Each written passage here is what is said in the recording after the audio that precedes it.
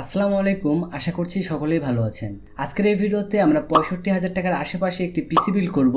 So আমার মনে হয় বর্তমান সময়ে 65,000 টাকার মধ্যে আপনারা এরকম বিল্ড হয়তো বা কোথাও পাবেন না। তো আজকের এই ভিডিওটি সম্পূর্ণ দেখার ফলে আপনি 65,000 টাকার ভিতরে একটি gaming plus editing PC build করতে পারবেন। আজকের এই ভিডিওটি আমরা গেমিং এবং এডিটিং দুইটা সেক্টরকে একসাথে রেখে বিল্ড করছি। আজকের এই বিল্ডটি আমরা ইন্টেল প্রসেসর দিয়ে করেছি, যার ফলে যারা ইন্টেল দিয়ে পিসি বিল্ড করতে পছন্দ করেন তাদের জন্য এই ভিডিওটি অনেক বেশি ইম্পর্টেন্ট একটি ভিডিও হবে। সো চলুন আর দেরি না করে আজকের এই ভিডিওটি শুরু করা যাক।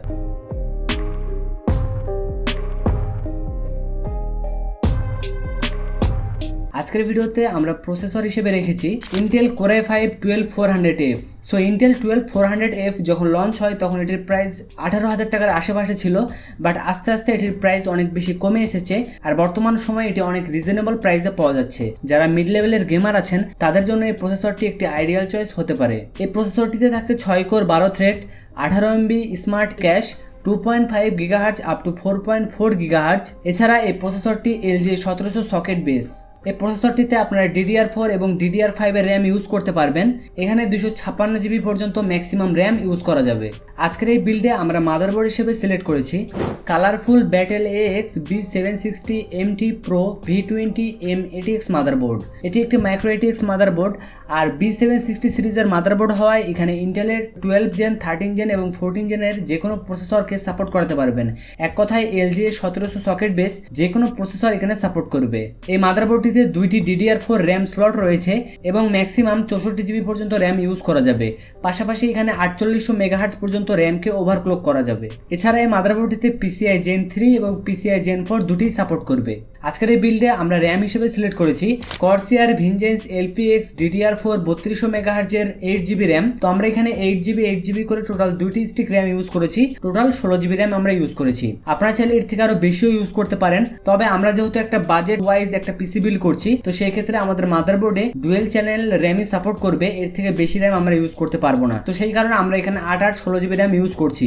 যদি আপনার এর থেকে বেশি র্যাম প্রয়োজন হয় তাহলে আপনারা 16GB একটি সিঙ্গেল স্টিক র্যাম ইউজ করতে পারেন। ফিউচারে গিয়ে আপনি আরো একটি single stick 16GB RAM use করতে পারবেন। এতে করে আপনি 16 32GB র্যাম ইউজ করতে পারবেন। আজকের ভিডিওতে আমরা SSD হিসেবে সিলেক্ট করেছি HP EX900 256GB NVMe internal SSD। তো আমরা এখানে 256GB একটি SSD ইউজ করছি, আপনারা চাইলে এর থেকে বেশিও ইউজ করতে পারেন। তো বর্তমানে SSDর দাম আগের তুলনায় কিছুটা হলেও কমেছে আর অ্যাটলিস্ট 256GB SSD ইউজ করবেন, কারণ এর থেকে যদি আপনারা কম SSD ইউজ করেন তাহলে বর্তমানে আপডেট যে সফটওয়্যারগুলো আছে সেগুলো স্টোর করতে পারবেন না।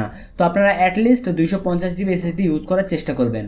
তো আজকের এই ভিডিওতে আমরা আমাদের প্রসেসরকে ঠান্ডা রাখার জন্য একটি কুলার ইউজ করছি। তো কুলার হিসেবে আমরা ইউজ করছি রিপকুল AK400 CPU কুলার। তো এই কুলারটি অনেক জনপ্রিয় একটি কুলার আর কুলারটির পারফরমেন্স যথেষ্ট ভালো। এই কুলারটি ইউজ করার ফলে আপনার প্রসেসর খুব বেশি একটা হিট জেনারেট করতে পারবে না। তো সেই কারণে আমরা এই কুলারটিকে ইউজ করেছি। আপনারা যদি এই কুলারটি মার্কেটে না পান তাহলে এটির অল্টারনেটিভ হিসেবে AG400 অথবা AG500 ইউজ করতে পারেন।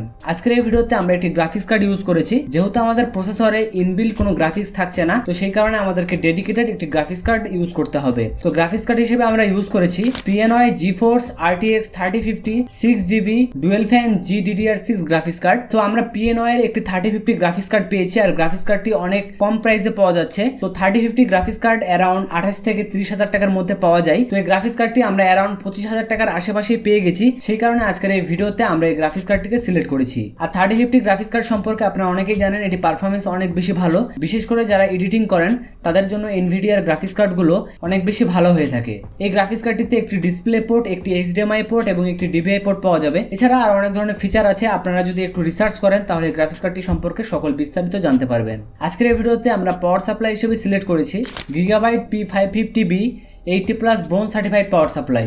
তো আমরা এখানে 550 ওয়াটের একটি পাওয়ার সাপ্লাই ইউজ করেছি। যেহেতু আমরা গ্রাফিক্স কার্ড ইউজ করছি এবং আমাদের প্রসেসর মাদারবোর্ড পাশাপাশি অন্যান্য যে সকল কম্পোনেন্ট আছে সেগুলো অনেক বেশি পাওয়ার কনজিউম করবে, সেই কারণে আমরা একটি 550 ওয়াটের পাওয়ার সাপ্লাই ইউজ করছি। তো এই ধরনের পিসি বিল্ডে আপনাকে কমপক্ষে 500 ওয়াটের একটি পাওয়ার সাপ্লাই ইউজ করতেই হবে।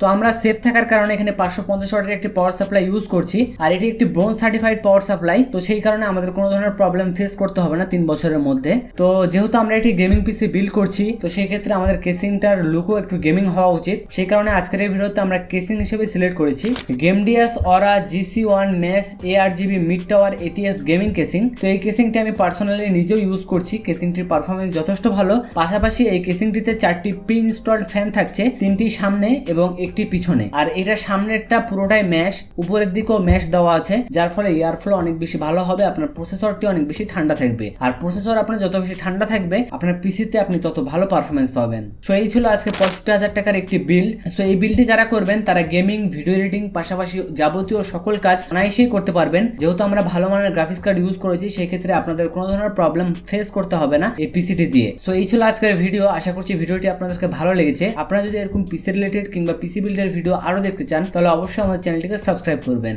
দেখা হচ্ছে পরবর্তী ভিডিওতে। সবাই ভালো থাকবেন, সুস্থ থাকবেন। আল্লাহ হাফেজ।